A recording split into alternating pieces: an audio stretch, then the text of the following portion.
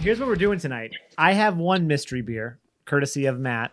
And then Mike, Kyle, and Matt all have another mystery beer, courtesy of me, that is the same beer. So we're going to basically watch each other review beers, and Keith is going to just laugh along the way with us. He's going to play acoustic guitar in the background. Do you have the bottle of... And cry into the microphone. Do you have the brewery bottle, Keith? Oh, no, I'm not drinking that. Oh. Turn your volume up if you can. Yeah, he's very low. Very low. Should I wait? Do you want me to a little bit higher? A little more. Yep, a lot more. Is that better? Yes. Yes. Yep, perfect. Should you do yours first, and then I should do mine? Yeah, let's do ours first. Okay. I mean, you can do yours at the same time if you want. It doesn't really matter because we can keep track of what's going on. You don't have to wait. Yeah, let's do it. Okay. Okay, so we'll crack ours and you crack yours. We'll talk about ours first, and we'll move on to yours and go back and forth.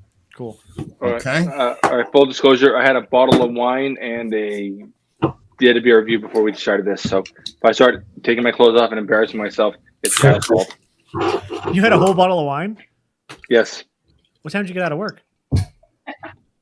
About an hour before we started. Jesus. I mean, that's when I got home. But I also did grocery shopping, so I drank that bottle of wine in about a half hour. Cool. So I poured mine in like an asshole because that's what I do. It's a hazy. It's got to be. That's a mic pour right there.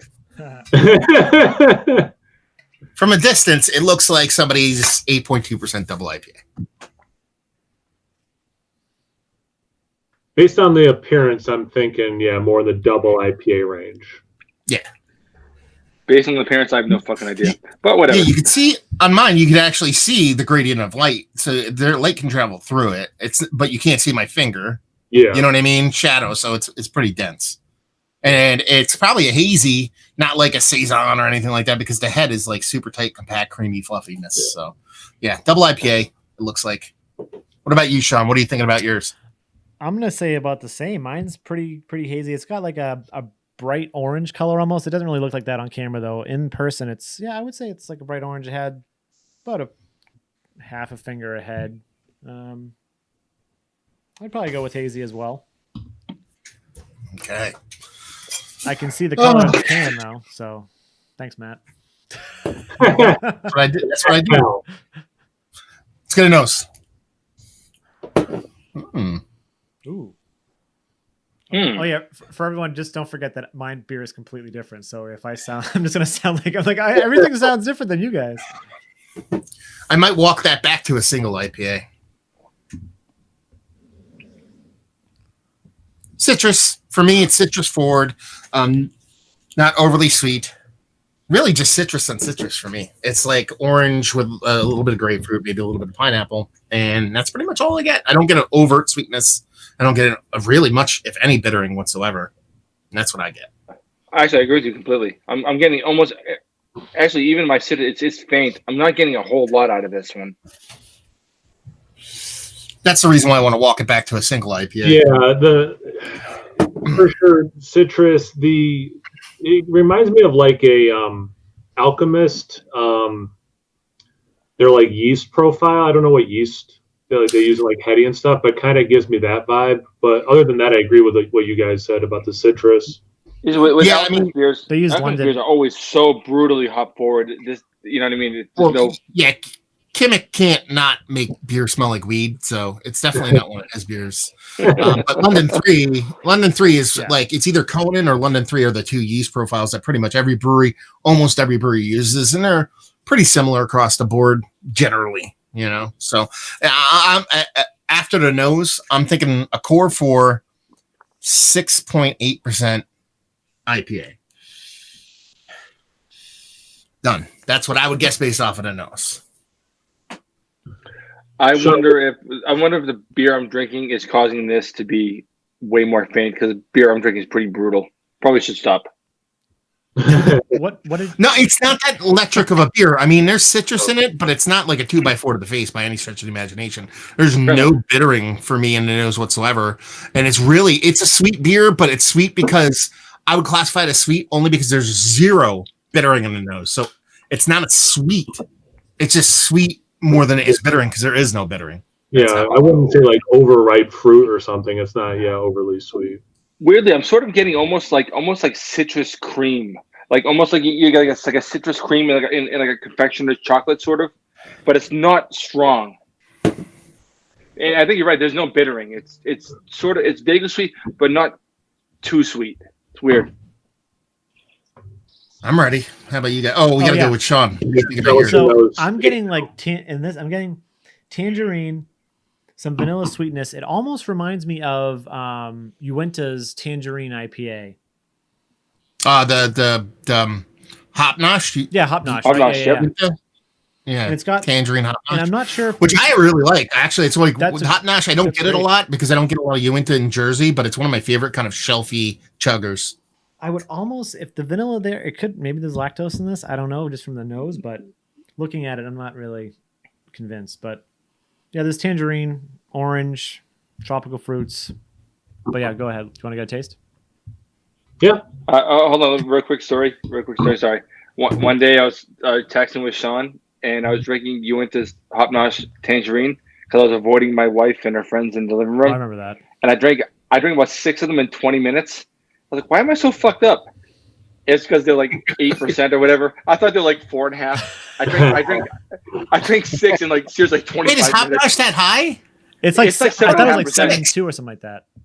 It's high. It's not a lightweight beer. And I drank 6. I'm seriously in like 25 minutes. And like 10 minutes later, I'm like, why am I so fucked up? This is ridiculous. This fucking 4% IPA. And yeah, I smashed them all and I was fucking wrecked. But, nice to bitch. All right, let's drink this beer. Sorry. And I'll drink my beer. Cheers. Keith, you drink your beer. Cheers. Okay. Cheers. What the fuck? I get a lot of grapefruit on it, so like it's this. I get a little bit of that in the aroma, but for me, the taste is more lemony and grapefruity. For me, it has that carbonic acid thing that I don't like. In combination with that, it actually has this like, and I think it's a contribution from that to a hop green, but the hop's not super green. It's more like a super generic green. So in the combination with that carbonic acid and that green, I get this kind of ashy kind of thing going on where it's like kind of like if you ever accidentally drank out of a beer at a college party that someone put a cigarette out in and you get a little bit of cigarette ash in there. It kind of has that thing going on for me. Yeah, I'm getting that carbonic acid in a big way, but I'm getting weird, like almost like I think we're taking the same way, but what I'm getting is almost like burnt wheat in a weird. It tastes fucked up to me. It's weird. I think we're talking about the same thing, just viewing it from different angles. Yeah, I agree with you. Yeah, as I'm saying, I think we're agreeing. I'm just tasting it in a different way. It almost tastes like a not that it's smoked, but there's something in there that's weird. I can't quite put my finger on it.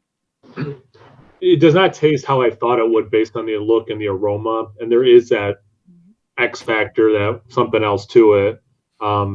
It is pretty bitter, so I am thinking more that single IPA, maybe even a pale ale. I'm gonna say maybe 5.8, but I think I'm coming in a little low. But I'm gonna say 5.8 ABV. You know what it kind of reminds me of? What's that? Is that one? I think what was the one? It can't be that because Sean didn't send that one. Because Kyle did, but it kind of reminds me, I think, of the KCBC altogether. So I can see that it's being somebody's version of an altogether beer. Because it comes off as like a 6.5% hazy, just extra hopped. It tastes like me, like a 6.5% hazy IPA that someone went like quadruple or tri hopped, as opposed to like double dry hopped. But double dry hop is, a nebulous term to begin with. So it comes off something like that. To me, it seems like something foam would make because there's carbonic acid and I hate it. Yeah, I mean, I will say this. This is not exactly what I'm looking for. It's fine. You know, like it's fine. Mike doesn't agree. It's fine. It's fine. It's Yeah. fine. So for me, off the taste, I would say citrus. Well, citrus on the nose, not much else, not overly sweet, and the taste. Citrus, like it comes off on the nose, just a little bit smaller, but that's because of the carbonic thing knocking down a little bit of perception. Mouthfeel's fine except for the carbonic thing. 6.5% extra hopped IPA, not a pale ale. Done. Mike Gibson That's all I said got. it's dialed in again. No, it's definitely not that. It's definitely not that, but it could be a Trillium beer based off of what I had last night. I would never have pegged this as a Trillium beer in my life, but since I had dialed in last night, I wouldn't put it out of the realm of possibility. I will say whatever this is, it's very pleasant, and I'm actually liking mine. So, I would say this is on the. I would say IPA, maybe pale ale, because it has like a nice malt backbone that's kind of hitting through. It's got some more Midwest IPA style than not really West Coast, not really East Coast. So if I was gonna say, it actually is very pleasant. I'd say someone's. But then I do get a little bit of that hop burn. But I think I might just maybe it's someone's heavy hop pale ale. Maybe I'll say IPA. I'll say 6.2% IPA. Someone's. I have no idea who. With like it's got like that tangerine. It does have that hop nosh vibe going on. There is that extra hop burn. It's a little less malty than hop nosh, but it's a pretty damn good whatever it is. What about you, Mike and Kyle? What would you guys peg it as? I'm thinking 6.5% IPA. I don't know, 6.5% IPA. But as far as I'll go. Well, now you got the altogether. In my mind, I want to say 6.5. No, I'm gonna stick to like the 5.8. I don't think there's any adjuncts besides the normal adjuncts to make this beer with the haze and everything. Yeah, it's fine. I don't know. Yeah, Okay, you ready for some reveal, or we got anything else to say? I don't want to reveal this. Okay. Yeah, It's gonna be true. It looks like a serial killer at this, by the way, Sean. You're welcome. Really? Pale ale. So I should have stuck with my inclination. This is a pale ale. 7-2 Congress Street. So yeah, I mean, This does not taste like Congress Street. This does not taste like Congress Street at all.